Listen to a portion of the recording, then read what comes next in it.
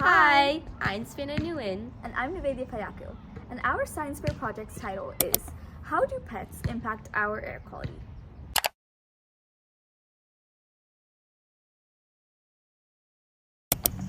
The research questions we are trying to answer are, do pets impact indoor air quality, and if they do, how do they affect it? While doing some background research, we learned some information that led us to our hypothesis, which is pets have a negative impact on indoor air quality.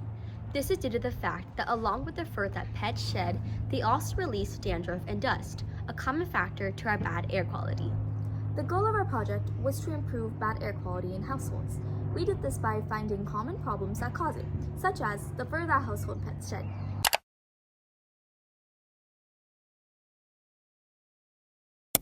We were so incredibly motivated to do this project because, as pet owners, we wanted to see if something so common in our day-to-day lives affect one of the Earth's biggest problems, air pollution.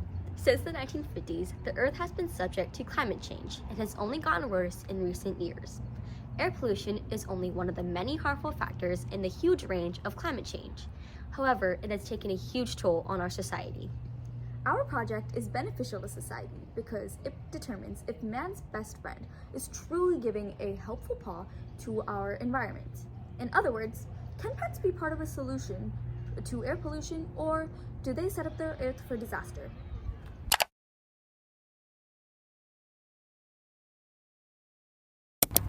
The materials we used in our project are a pen and gear composition notebook, BIC ballpoint pens, a pet, we used a 2-year-old male German Shepherd, and a Lepmark 5-in-1 air quality monitor.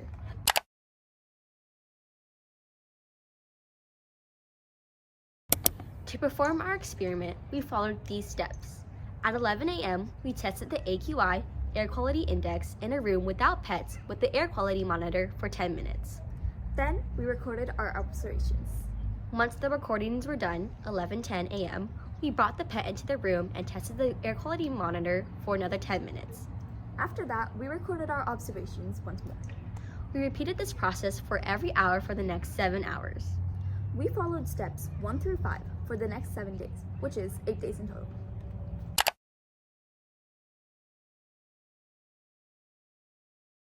The first 2 days of testing, there was no visible connection between the air quality and the pet's presence in the room.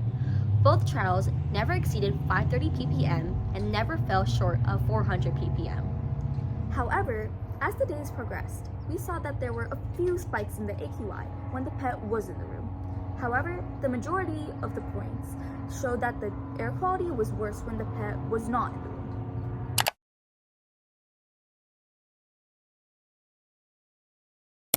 Based on the data we collected, our hypothesis was wrong, meaning that pets have a positive impact on indoor air quality. To further support this idea, the average ppm for when the pet was not in the room was 451, and the average ppm when the pet was in the room was 450. This concludes that pets do help indoor air quality, as the air quality index lowers when a pet is in the room.